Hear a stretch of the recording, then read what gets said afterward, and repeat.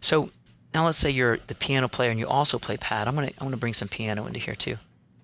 So now, so we got piano and pad now together. A lot of times during those flow times, I will put a pad with a piano only because, like, if you'll notice, if I take out the piano here, whoops, that's not what I meant to do. If I take out piano, or pad rather, a lot of times if it's just piano, especially if your keyboard doesn't sustain quite as good as this one, this has got a really good sustain on it, but you'll tend to want to play a lot because, you know, those spaces can be a little uncomfortable when the sound just continues, has that dying out effect. So what the pad really does is enables you to sustain notes for longer so that you don't have to be as busy in your playing. Now, when you do have a pad, you're not going to want to, because then you get that. So what I like is, especially somebody speaking, is to just, again, like we were doing before, just having these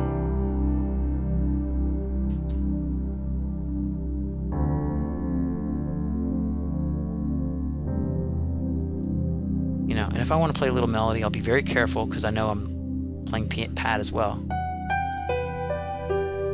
And I actually did something wrong there. It's in a different key in my own mind.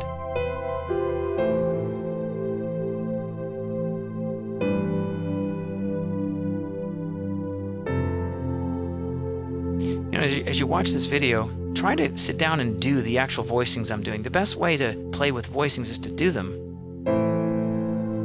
Like, take this right here.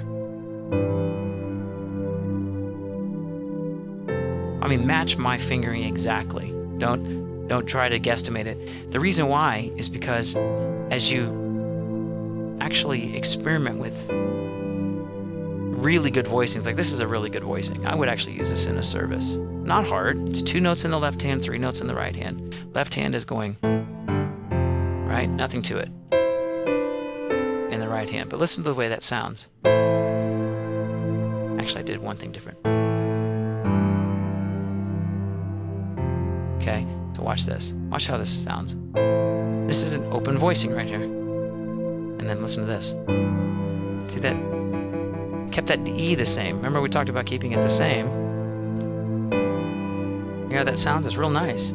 So even if it's not, you know, just play with it. Keep some of your notes the same.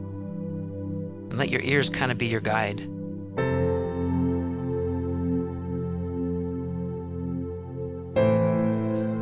And I could repeat that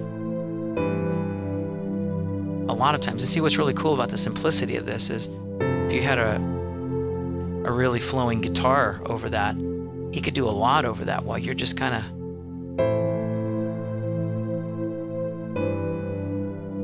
right. We could repeat that.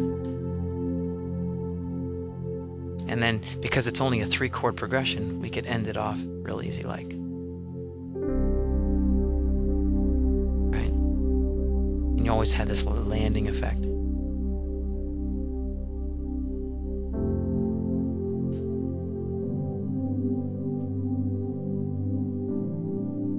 Notice I just kept that G going, and a lot of these notes stayed the same too.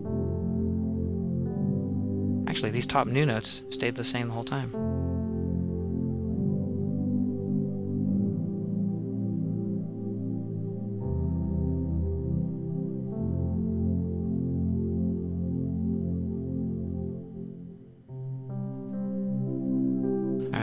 And that's all based on simple stacking. Right? Play around with just different combinations. Ooh, that's interesting voicing. Kind of give you a little bit of darkness if you need it.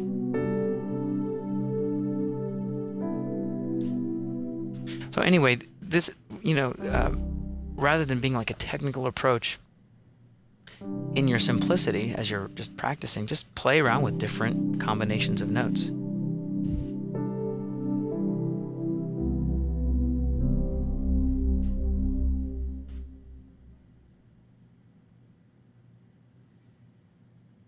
All right. So in future videos, we might cover some of the actual technicals behind this. Some of this might have been felt like over your head, but really what we want to do here in this, just these primers, is to just kind of show you the possibilities that are out there. So just get in there and just play. Get some headphones on, plug into your keyboard, get a good piano sound, get a good pad. The sounds I'm using here are just basic electric piano pad and you know, piano, electric piano, and pad. So every keyboard should just basically have that basic sound. Like this is just a basic warm pad, and then we have an electric piano. Whoops, I brought too many in there. So electric piano, and then so take this and definitely give me some feedback. Give me some feedback below, and let me know kind of what you're engaging in and what future videos would help you discover in your playing. Thanks for taking the time to invest in your craft, and I will see you next time.